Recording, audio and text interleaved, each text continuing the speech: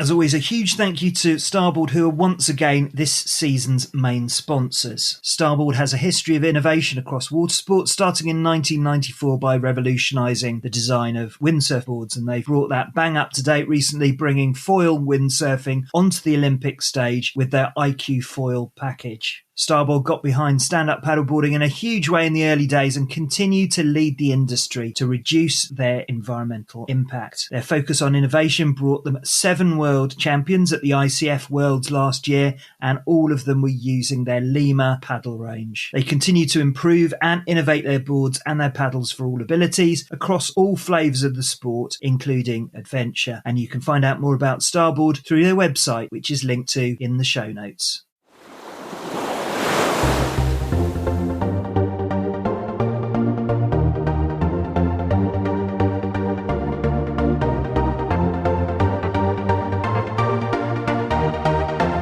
Welcome to the SUPfm podcast with me, Simon Hutchinson. Every week, I chat with interesting people from the SUP world, or to people who can help us, the paddlers of the SUP tribe, to improve and to maximise our own experiences and our love of both the sport and the water.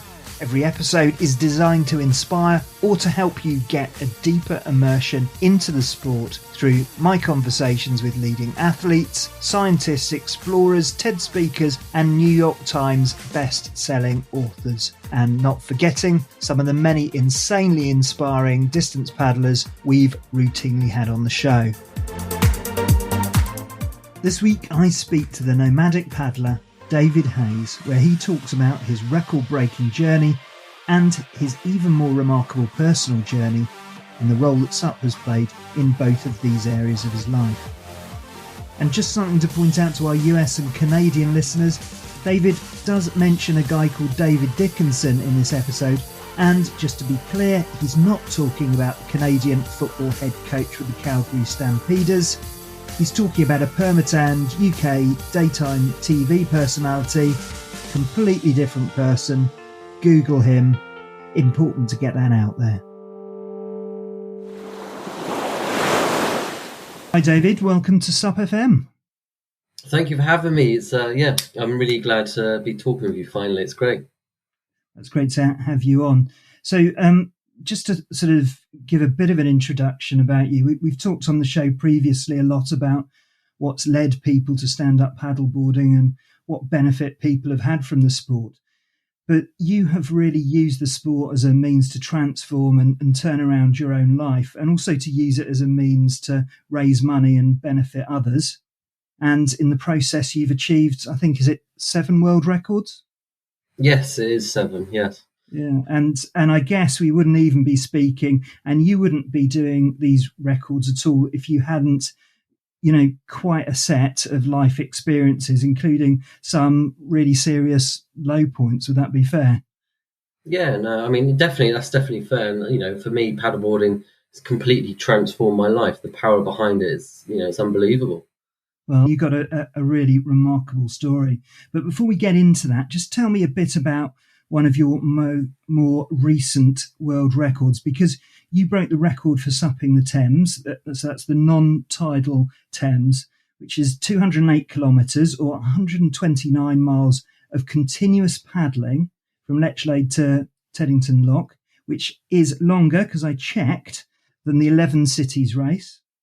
And unlike the 11 Cities race, it's got 45 locks to navigate and portage. So what sort of record were you looking at breaking on that? What was the previous record you were aiming at? So the previous one, I broke the previous record by 10 hours. So it is the quickest time, as you said, from Lechlade to Teddington Lock. And as you mentioned there, it's the locks. The locks are the killer on that one. So as a stand-up paddleboarder, we're not allowed to go through the locks. We have to get out the water and go around the locks, which sounds fine. But, when you've been paddling for 40-odd hours, carrying a 14-foot solid board, it's absolute killer. And that's the thing that destroyed me the most. But when I look back at it now, it's like I look at it back with fond memories. But at the time, it's probably one of the most horrendous things I've ever done in my life. I didn't sleep for about 38 hours. I just continuously paddled. And I remember I got to a point on there where I started getting all these black spots in my eyes. I was getting quite delirious. Mm. And I was around Eton, and I just had a team off the water, and I sort of text them, send them a message, and I said, I've got to pull over. I've got to get a couple of hours sleep beside the Thames, otherwise, this could be game over. It's starting to go into dangerous territory now. So I had those couple of hours sleep. Sun came up, went and paddled it, and I did it in 44 hours. Oh, that's quite incredible. And last season we talked to the winner of the non-stop 11 cities. 24-hour paddling is serious stuff, but almost double that. That is quite amazing. So how did you manage to keep yourself going for 2 full days of paddling? It's an interesting one. With all the paddling I do, it's I like to think I'm physically fit, but what it comes down to is the mind. And as we briefly mentioned at the start of this interview, I've been to some dark places, so it's just trying to think back to where I've come from, that journey I'm going, and what I'm trying to do. I remember there was one point I'd been awake for over 24 hours, and it was about 2 a.m. I was cold, I was hungry. The world, I had all these demons niggling at me, telling me to quit and give up. And as I pulled my board out of the water, I nearly snapped the fin. And I was thinking, like, if I snap this fin right now, nobody's going to know that I've snapped it. I can go out into the world, I gave it my best shot, and then that's fine. But in that moment, I caught that thinking. I was like, that's how I used to think. That sort of thinking led me down the path that we're going to go into. And I was thinking, I don't think like that. I now look at the positive solutions in life. I evaluate, I take a step back, live in that moment and see where I can go. And I did that. And that's what keeps me going. Anytime I do some of these endurance events, I'm constantly having these little demons niggle at me, telling me to quit. But you just got to capture those little demons. You got to realize they're there and just put them to bed. It's easier said than done. But, I wanted to quit. Every world record I've done, I've always wanted to quit. And I think any endurance athlete, any racer, anyone, they're going to say the same. It's just how you deal with that. So it's just, for me, it was just being mindful that it's there and just thinking of, these positive solutions now. Yeah, absolutely. And I totally echo what you said there. So I've done, marathons and sort of distance cycle rides, not so much the distance on the SUP, but you always have that little voice inside you. And I've heard people talking about, US Navy SEAL training and what goes through their minds when they're going through all of their various levels of hell. And it's what they do, or the successful ones tend to think about things as a little game. I'll just push myself this little bit further, and then I'll give myself an opportunity to give up. And just playing that little game with yourself. That's sort of what's got me through a lot of my endurance events. But it's knowing that the mind is able to be moulded, and I think obviously that's one of the key lessons that you've got out of your life experiences in the past. Yeah, definitely. And it's interesting what you said about the Navy SEAL thing. So somebody that I look up to and admire is a guy called David Goggins. Yeah. Yes. Who is ex-Navy SEAL. So he has his 40-60% thing. So when you've hit that low, that's only 40% of you. So when you really want to give up, that's just 40%. He says you've got another 60% in your tank. And I always, anytime I get to that low, I revert back to what I've read about David Goggins and I read in this book. And it is, he's still got another 60%. My body's fine. It's just my mind's telling me to quit. And it's just controlling that mind and just, making sure that you control it and it doesn't control you. And that's how I get through these things. Absolutely. I think we probably read the same books. So just in terms of your preparation for that, because, there is a certain amount of fitness that you can get when you're out on the water, but that's generally sort of multi-day type events. But, that was a pretty intense piece of fizz there. How did you prepare for covering that distance? I mean, I do a lot of strength conditioning in the gym. Those days that I can't go paddling in the water, then I hit the rowing machine in the gym. And I try and do as much long paddles as I can out in the water. But I always try and push myself through different endurance events. So sometimes I'll go for a 70k run just so I can get those demons coming for me, so I can fight them. And I try and push myself as much as I can and come up with things where my body is going to be pushed to the limits, knowing how far my body can go, and then just, tackle that when I come.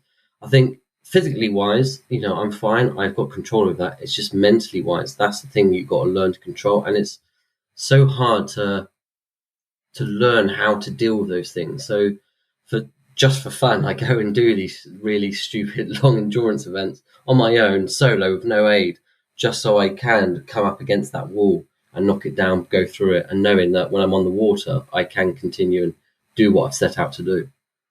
So just because I'm interested in this, how do you manage your hands? Because you see people coming out of the 11 cities with bloody stumps. How did you manage that? Well, so I mean, before the River Thames, the longest I paddled, I think, was 40 kilometres. So when I did River Thames, I didn't really prepare. I mean, I got my gloves, I got a bit of wax on my hands. The thing that got me, I lost 4 fingernails at the end of it. So like marathon, I mean, I've done a lot of marathons, I've lost my toenails, and I've never lost fingernails. And I didn't know this was a thing. So I now know. I don't think you can really. I think your fingernails are gonna come off if you do distances like that. But it's just keeping them as soft as possible. A bit of talcum powder. I've got some special wax. I've got gloves that I can wear. But I mean, those sort of distances, you just sort of got to prepare yourself that you are going to get blisters. You are going to be damages. So just blisters and everything. Just make sure that you keep your hands as dry as you possibly can, and all those sort of things, really. And what about the logistics? So resupply, do you carry stuff with you? Do you have a team? Yeah, so when I did the Thames, I had 4 stops along the Thames where I was quickly refueled. I tried to carry as much as I possibly can, so I got a camel back on my back, which has got 3 litres of water. I have electrolytes in there. I carry water on my my dry bag at the front as well. When I did my first 4 world records, my nutrition, I focused mainly on protein as my nutrition. I then worked with a guy called the SUP coach, and he taught me about nutrition, proper nutrition, and it's all about carbs. So I don't have carbs, I have gels and fruit. But when I did the Thames, there was 4 different stops where I could refuel, put everything on, and then go on again. But it's just, I mean, for that one, it was the fact you just got to try and keep yourself dry as well, to stop any chafing. I mean, my toes as well, they sort of, I lost my little toenail as well on that one. It's just looking after your body as well. That's sort of the main thing, as well as the food and the hydration and everything like that. And the weather was all right? No headwinds, anything like that? Do you know what? The only last one, all the records I've done, the weather's been amazing. I've been blessed. But when I went to Loch Ness, that's a completely different story. But yeah, the weather was lovely. It was hot. I did get an amazing tan. So again, obviously, prepare yourself for that. So sun cream, make sure, you've got a cap on or a hat, anything to protect your body, really. And the portages that stick most heavily in your mind, obviously you mentioned the sort of 2 o'clock in the morning one. Any long ones there? Yeah, there's a few that stick with me. There's one. So there was that one. There was that 2 in the morning one. There was another one where it must have been about 100 meters from the first before I had to get out to get back in. And obviously it was an early morning one again. Obviously everything's locked up, and I was going along trying to find the point where I can climb over a fence. I climbed over a fence and I put my board down the other side of the fence, and then my foot got stuck in the fence. So I'm sort of legs in the air, my other leg's down the floor. Everything's sort of all my bags around me. I just looked like a pillar, like trying to get over this fence. And then there was another one where I pulled again, got the board out of the water, and so my mum bought me a GoPro, not last Christmas, the Christmas before, and I lost it training. I live in Poole Harbour. I lost it out in Poole Harbour. I didn't have the heart to tell my mum because she would just say, "Why do I buy you nice things? You always lose them." So went behind her back, bought a new GoPro on the River Thames. I knocked it off, lost it in the Thames, and again it was freezing cold. I don't know if the Thames is that deep. I sort of put my paddle in, see how deep is this, and I was like, nah, let's just accept that's gone now. I've lost it to the Thames. And I was gutted because I really like that GoPro as well. Well, that's a familiar story. I've got a whole list of stuff that's ended up at the bottom of the sea. It's a lesson which I'm not learning clearly, but I don't think any of us is. It'd be amazing to go around Poole Harbour and see what's at the bottom there. I bet there's a load of GoPros down there. Well, there's an idea. So when you got to Teddington Lock finally, I mean, how did you feel, or did you just not feel anything after sort of 2 days of paddling? It was absolutely amazing. So, I mean, I used to live near Teddington Lock, so it was sort of going past old ground there, which was lovely. And I got there, and I was absolutely shattered. And then we went for dinner afterwards. And like the weird thing is, when I've done these endurance events, my body just can't take water anymore. It can't take food, and I was a very broken man, a very relieved man, but very broken. And there was quite a little welcoming party there for me as well, which was lovely to see. But what's also nice, I had a couple of paddlers that came and joined me, and a couple of people sort of, because I had a live tracker going, so there's a few people following my journey and caught me at different locks for a little selfie, which was lovely and great for the morale as well. Yeah, absolutely. Brendan Prince, when I've spoken to him, has spoken about the morale effect of having people out there on the water with you. So the reason why you were doing it, and all your other world records, is that you're raising money for particular charities in particular. Those charities have got a very personal connection for you. So if you're happy explaining, could you just tell us a bit about sort of how you found yourself raising money for those charities and the life events that's led up to your fundraising? Yeah, so the main charity I raise money for is the Alliance of Sport, who actually use the power of sport in the criminal justice system to help tackle reform and rehabilitation. And I can quite proudly say that they've made me an ambassador now, which is fantastic. But I think it's very important for me to highlight the importance of reform and rehabilitation, because I'm actually a former prisoner myself. So I've gone from former prisoner to a world record holder, which is amazing. But actually living in the experience, I realised how broken our system is. So I work as a consultant for the criminal justice system now. So everything I do is to highlight the importance. I've now been given a platform. So I want to not just highlight the importance of the reform and rehabilitation, but I want to show others that our mistakes don't define who we are. We're the only ones in control of our destiny. So as long as we can realize that, then we can do whatever we want with our life. Your past isn't your past. It doesn't define who you are. And I want to prove to the public as well that, we shouldn't be. So I want to change perspectives on people like myself. So a lot of people have this image of, people that have been to prison. And I would say 97% of the people in prison didn't wake up to commit a crime. There was something that led to them commit a crime. The reason I committed a crime is I lost my job. I turned to heavy drug use. I turned to gambling, drinking, and there's depression involved. And that's what led me to my crime. So people got to realize there are reasons. I don't condone what I've done, but I'm now sort of on the path to try and support and help others turn their life around like I've done as well. Absolutely. And I want to talk about that in more detail, and particularly the rehabilitation and the penal system and how it works and how things are sort of slanted as we go. But just to go back into your story a little bit, you've got personal experience of being in prison, and you had a couple of spells of that. How did you reach that point? And looking at it now, from knowing what you know now and having done so much work with prisoners, can you kind of recognize some of the patterns that sort of led you to the offending behavior? Yeah, no, I can. So growing up, I haven't been given the worst cards in life. I haven't been given the best cards in life.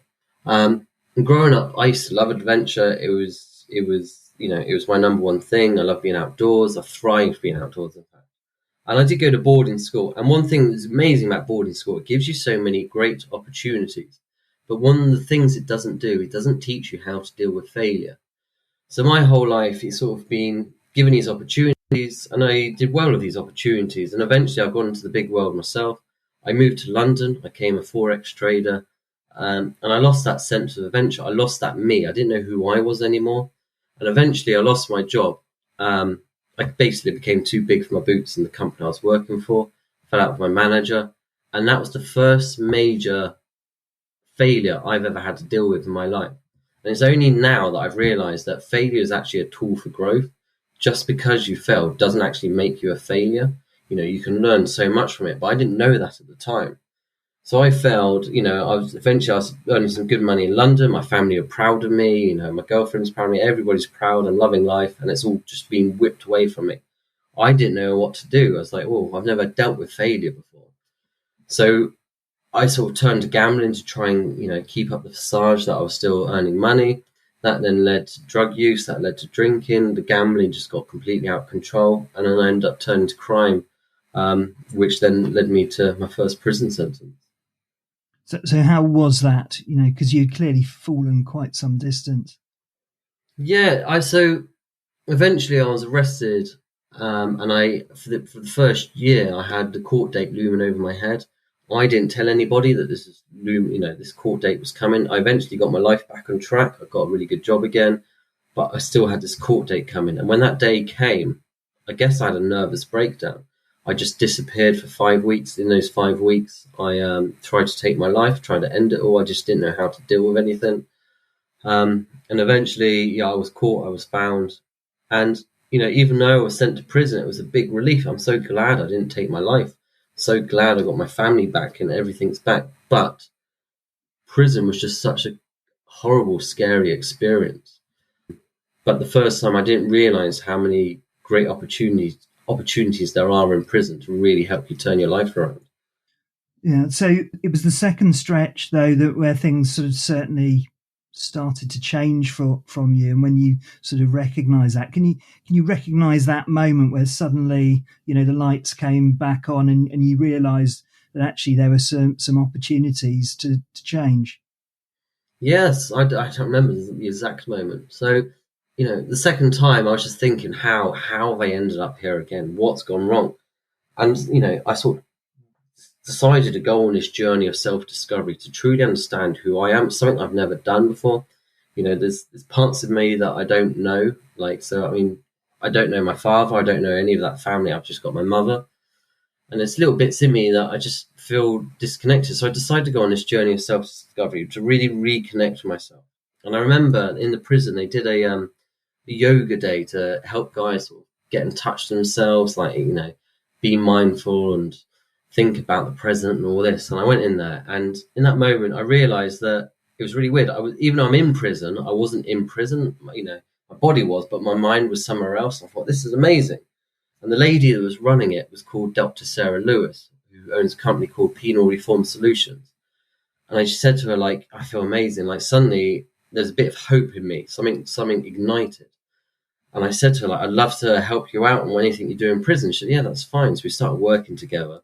And then she said, when you're released, contact me and, there's a job for you. So we stayed in touch. I came out of prison and I now work for her full time, trying to improve the system for other people, which is great. But meeting her was the biggest transformation, not just for my prison sentence, but for my life as well. I've heard you talking in some of your other interviews about fixed and growth mindset. And, that is a theme that comes up fairly regularly on the podcast in terms of, not being constrained by the appearance of where you are. Can you just explain the difference between the fixed and growth mindset, and just explain where you were when you went into prison as opposed to how it seems when you came out? Well, as I said earlier, I think when I failed that first time, I just assumed failure is failure. But, that growth mindset now teaches you that failure is an opportunity to grow and change. And then when I was in prison, even though, yes, I had failed and, it is my biggest failure in life, I'm slowly starting to see it as becoming my biggest success in life to turn me into the man that I am now, and the man that I always should have been. And I think growth is such an important thing.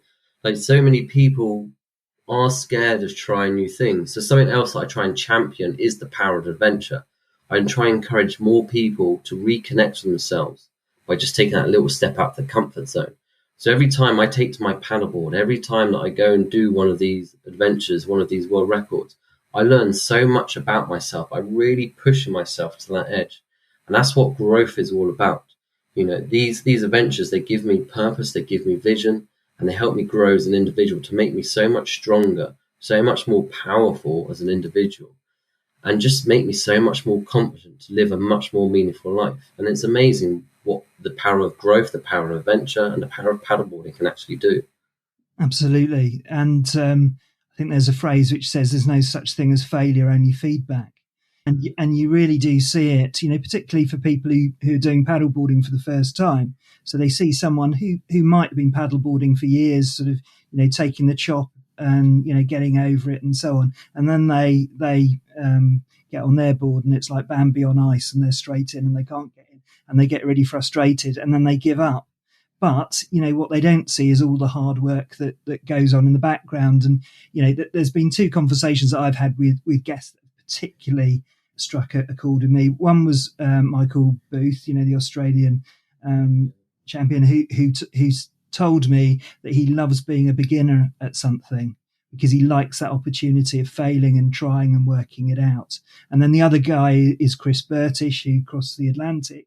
He had a similar attitude, because all of the stuff he does is informed by practice and just gradually ramping up the difficulty level. So, you're absolutely right. It's about not failing and then just taking on a label for something and thinking that is now fixed and you can't do everything. And I think there's a lot around social media and so on that is culpable for, presenting that image. Everyone's got their lovely lifestyle and you don't necessarily see what's behind it. That's exactly it. So when I did the River Thames, as I said, I broke the record by 10 hours and I put my pictures up on the Instagram. People look at them, going, oh, wow, that's great, you've done it. But the amount of pain, the amount of suffering that I had to go through to get that was no easy feat by any means. So when I try and put posts up, I try and make it realistic to make people realize that I didn't just go and paddle for 44 hours. That was the most horrendous thing I've ever done in my life. But I learned so much, the opportunity there. Now when I look back at it, all those bad things are starting to fade away from my mind. It's just the good memories, the sunsets, the sunrises. But it was horrendous. At the time, I did not enjoy that single bit. Yeah, absolutely. And like that sort of temptation or that little voice that tells you to give up, I think the other aspect of endurance athletes is a very bad memory and sort of forgetting all the specifics of pain. And then sort of before too long, you're up for the next challenge. I don't know whether you recognise that. Yeah. Okay. So just coming back to prison and so on and just looking at it now as you do from outside the system and working as a consultant, it is difficult because prison I think it's got three main functions: to protect the public, to punish and deter criminal behaviour, but it's also there to make sure that people don't reoffend. And that rehabilitation is absolutely so critical to make sure that criminal behaviour doesn't continue. So looking at it from your perspective, I think we'd all agree that protecting the public is the priority. But in terms of the sort of punishing and deterrence and the rehabilitation, where do you think things are in terms of balancing those missions? So for me, I think going to prison, as you said, you've got to protect the public. You've done a crime, you should have to do the time. For me, having your time taken away, the time of your family, that's taken away from you. That's where the punishment is. And that's where the punishment should stop. It shouldn't be about locking people up for 24 hours a day. I mean, so for instance, I was talking to a guy the other day. He's been in prison 23 times and nobody ever talks to him as an individual. Nobody talks to him as a human being. He's locked in his cell for 23 hours a day. He's got mental health issues and nobody seems to deal with these. He sits in his cell. He does all sorts, a lot of self-harm and everything, but they're not trying to help this man. So one day this man is going to come back out into the public. He's going to be somebody's next door neighbour, but nobody seems to be supporting this man. I think the criminal justice system is underfunded, like most things are in Britain. But we need to start creating these rehab cultures, which we're not doing. We're just about locking them up, throwing away the key. That's our attitude in this country. We're slowly getting away from that. Slowly, we're getting all these ban-the-box organisations. So, some big companies, I think it's 450 companies, are taking away that have you got a criminal record box, so you don't have to disclose it until you got the job. It's that sort of attitude. It's that growth mindset that we need to start adapting. I mean, a good example I always say is, and there's probably a lot of the older generation who would hear me, listen to me, know I've been to prison and be disgusted by me. But I can guarantee that older generation will probably sit down and watch a program with Stephen Fry or David Dickinson's Real Deal, not knowing that these two people have served a prison sentence. So people can change. With the right support, we can make a difference. And I think as a whole country, we need to come together, support each other, and so we can create these safer communities, these harmonious environments. And as I said, I would just say only 3% of the people in prison are nasty people. The rest of those have just not had the right support, or there is a factor that made them commit the crime. And we need to get down to why that happened and support them to go down the right track now. Absolutely. And it's all about making the wrong decisions, isn't it? And there's another line, which is people make the best decisions based on what's available to them in the moment. And, if someone doesn't have opportunities or mental health difficulties or whatever, they're going to make some pretty dodgy decisions. Yeah, definitely. They will do. And again, it's worth, all those factors, drugs, alcohol, anything really, their upbringing. And so we speak to loads of people, and, people just their whole life have never been treated well. And the moment I speak to somebody and I'm polite, they see me, when you go into a prison to talk to individuals, now I'm a free man. If they don't know my story, they see me as the enemy. They see me as the other side. But the moment you speak to them as a human being, they're like, why are you being nice to me? Why are you treating me like this? It's like, well, you're a human being at the end of the day. I'm not bothered why you're here. It's about seeing you as an individual and seeing what we can do to get you to the other end. Yeah, and quite apart from the human aspect of it and understanding that people can change, there's a real sort of pragmatic kind of cost element to it. Because if you think about the policing cost for reoffending, if you think about the court costs, it costs an absolute fortune to keep people in prison. And that versus them making a contribution to society, that there's a huge amount of evidence just in terms of finances that makes it sort of good economics to get behind this. That's it, and I think it's what's great as well. We can get more companies involved. So when I was at Guy's Marsh, my last prison, I wrote to a load of my local companies to try and get them in. So I wrote to Lush, the Dorset Tea Company. I managed to get B&Q, Sainsbury's involved to come and meet individuals who are sort of coming to the end of their sentence. So we can either try and get them into work when they come out as well. So it's trying to find these guys work opportunities. That's right. That can be challenging, kind of. So knowing what you know now, what advice and help would you have given to yourself that first time when you came out of prison to sort of avoid that second spell? I think there's two things. First off, and I think this can go in any day life as well, just own it. Own what you've done. Like, one of the things I tried to hide away from that first prison sentence, I've been to prison, it's a big part of my life, and I just had to own it, instead of shying away and hiding away from it. But the other thing, which I only learned on the second sentence, and it can be the scariest thing you can ever do in your life, but it can also be one of the bravest things as well, and make the world a difference. And I think in men especially, we find this hard, but ask for help. If you need help, ask for help. There are so many people willing to help you. If you don't feel like you've got anyone, if you don't feel like you've got any family or friends, there are organisations that are there to help you in any way possible. And the more that I've been open to accepting help and asking for help, I've realised how many people that want to help, all these companies, my family, my friends. And I think I didn't really realise that, but after the first sentence, my family just said, you should just ask us for help. We'd have helped you. They might not have financially helped me, but we would have sat down as a family, made that decision how to get me out of my troubles. And, we could have saved a lot of pain and anger.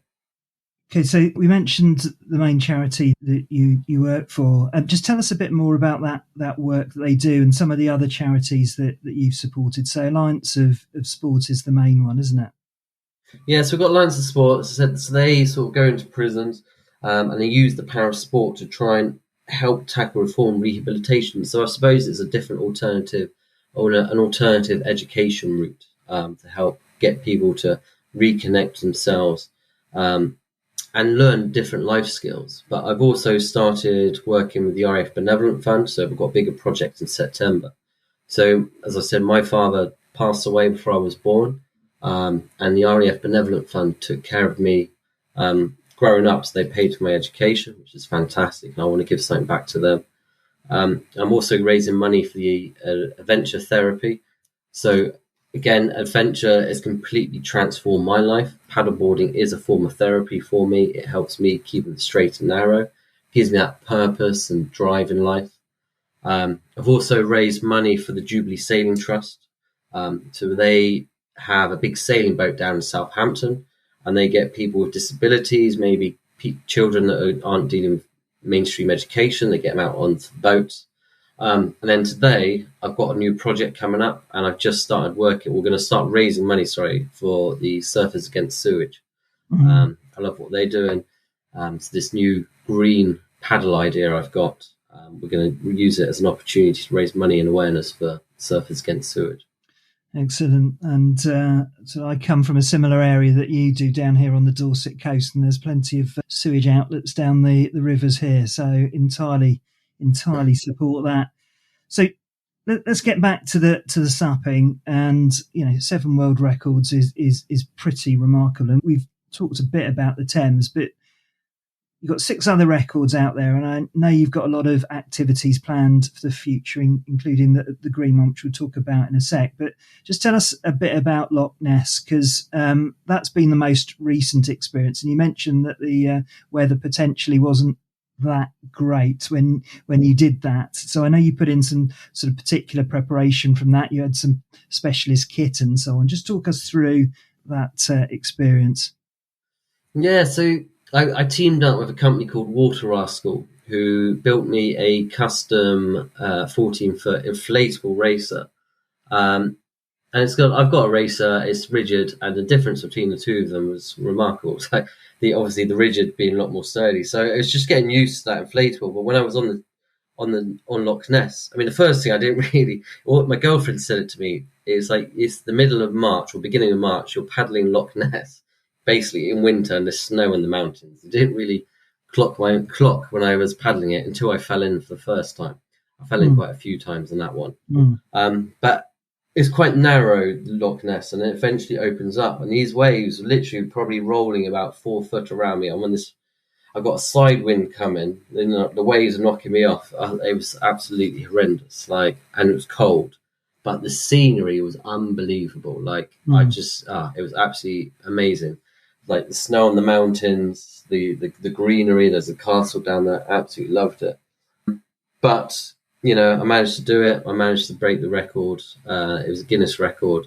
I managed to break it by 1 hour and 15, I think it was. This is the SUPfm podcast with our guest, the Nomadic Paddler, David Haze, and we'll be right back.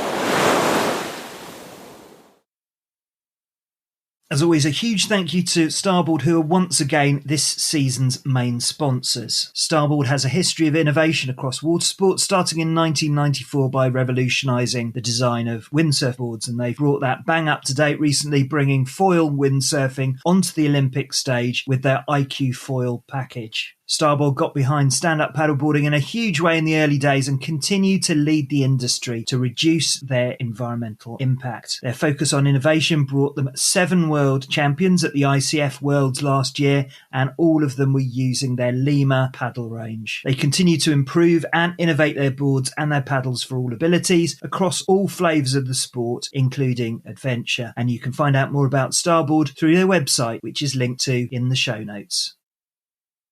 And now for the rest of my conversation with David Haze.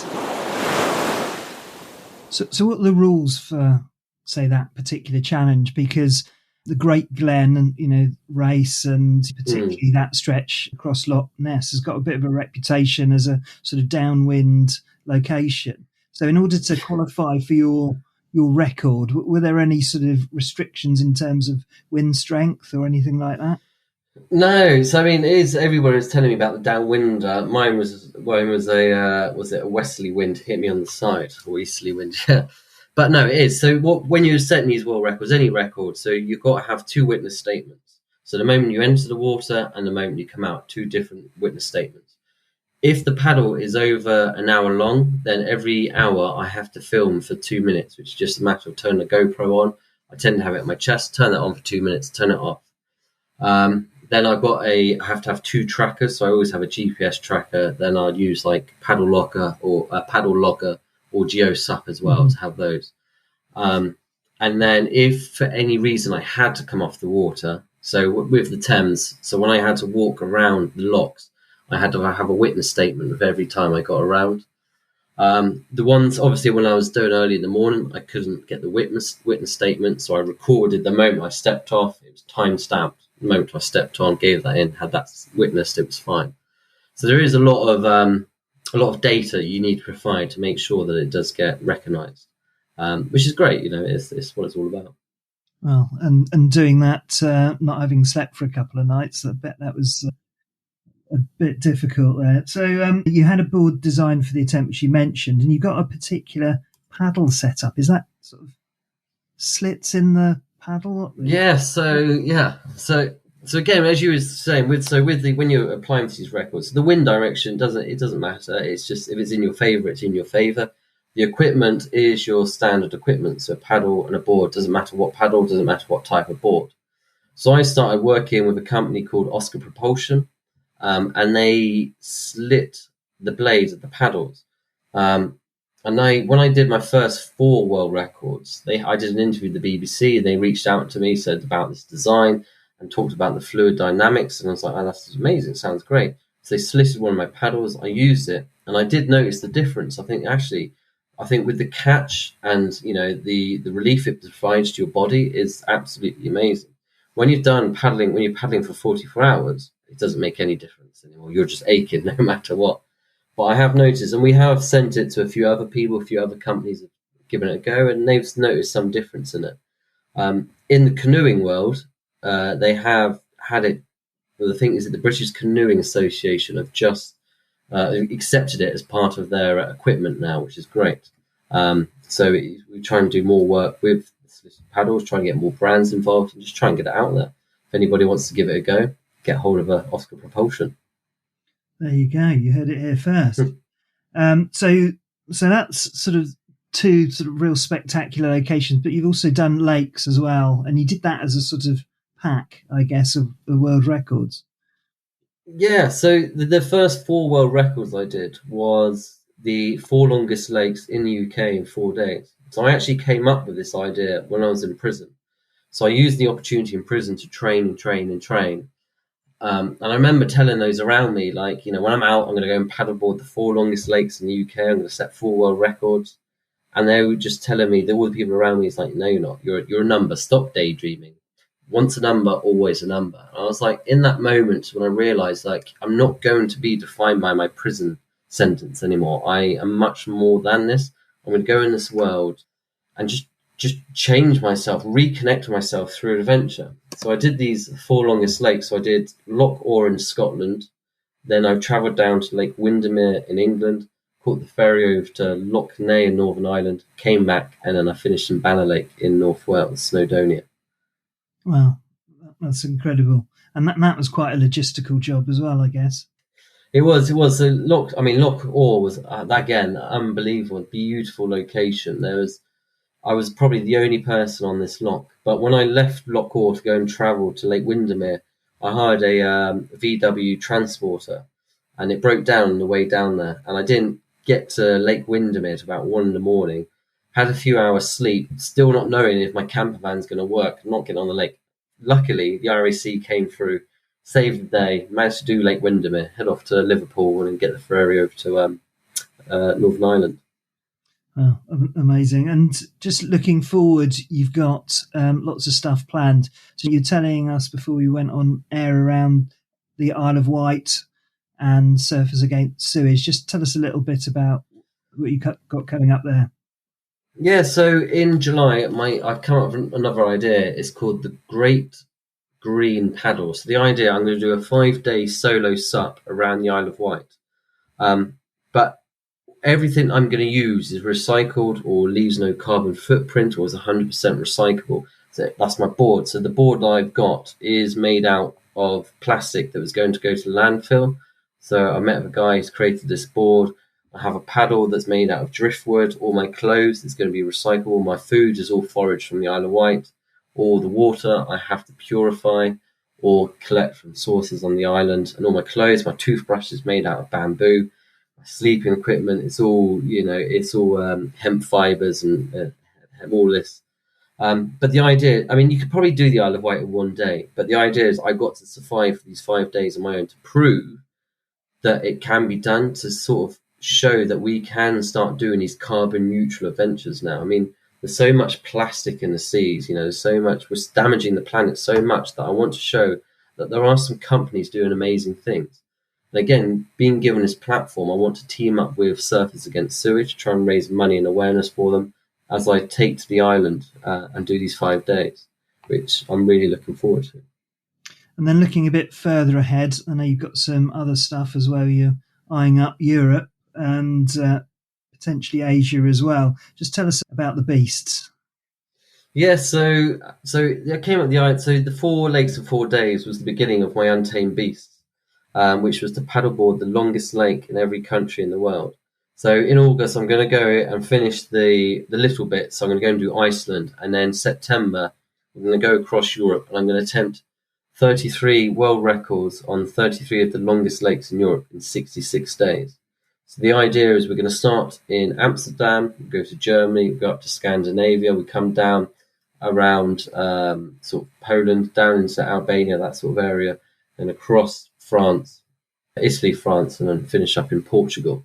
Really excited about this one. We've got a lot of interest. We're making a documentary around it. We've got some big people that are interested in commissioning it. And if that goes well, then I'm now looking at doing Central America in February, and then hopefully Asia next summer. Oh, that's incredible. So you've identified all the lakes you're going to do. What have you got going on in France and Italy? Put me on the spot now, aren't you? So in Portugal, you got Alcuva, it's 83. In Spain, funny enough, the longest lake in Spain is only 6 kilometers long, which is San Bria. But these are the longest natural lakes that are solely in the country as well. So in France, it's Lac du Bourget. Yeah. Switzerland, where it's Lake New Courtel. Oh, right, okay. I've got a poor European lake knowledge, you see. This is... Well, these are solely in the country. So some of the lakes do cross over into different countries. So this is the solely natural Swiss lake, and then Lake Garda. So if I give you, so basically start in Holland, we go Germany, Denmark, Sweden, Norway, Finland, Estonia, Latvia, Lithuania, Poland, Moldova, Romania, Bulgaria, Greece, North Macedonia, Serbia, Kosovo, Albania, Montenegro, Bosnia, Croatia, Hungary, Slovakia, Czech, Austria, Slovenia, Italy, Switzerland, France, Spain, and Portugal. We did have, obviously, Ukraine and Russia in there, but due to political situations, we won't be going there. Oh, that sounds very sensible. Wow, that's incredible. And in terms of Central America, how far along the road are you? Are you just sort of designing that, or just designing at the moment? So there's 9 countries. We've got the 9 lakes, all great. It's just I've got these. So basically, I've got Isle of Wight, I've got Iceland, this done. We've got a meeting coming up at the end of the month with the guys that hopefully are going to commission a documentary who are really interested in doing Central America as well. So if they decide to sign that deal at the end of the month, then I think we'll be off to Central America, then hopefully off to Asia, and then do every other continent as well. I've got so many ideas of paddleboarding. I love it. Like, as you know, it's the fastest growing sport in the world, and what we can do with the exploration and touring side, we haven't even hit the peak of it yet, and there's so much to do, there's so much to achieve. And I just want to get out there, and I want to go and paddle all these different places, see the world, and share my story, and just take paddleboarding to a whole new level. Incredible. Good stuff. I mean, exciting times. David, thanks ever so much for coming on to the show. Obviously, good luck with your future record attempts and your fundraising. And it's really important to highlight the issues that you've been raising, and refreshing, so transparent about your own experience. So go well. Look forward to maybe grabbing a paddle somewhere on the Dorset coast at some point. Where can people find out more about you? See, I mean, I think the best place if they want to find out any information or see what I'm doing is on Instagram at Nomadic Paddler. That's the thing I seem to keep up to date the most. Twitter, again, at Nomadic Paddler. I have LinkedIn, David Haze. And I have a website at nomadicpaddler.co.uk. which I keep meaning to update, especially with what's coming up. But I think my most active thing at the moment is Instagram at Nomadic Paddler. Fantastic. Well, look forward to keeping up with your adventures, and obviously all the links will be there in the show notes. David, thanks so much for appearing on SUPfm. Brilliant. Thank you very much for having me.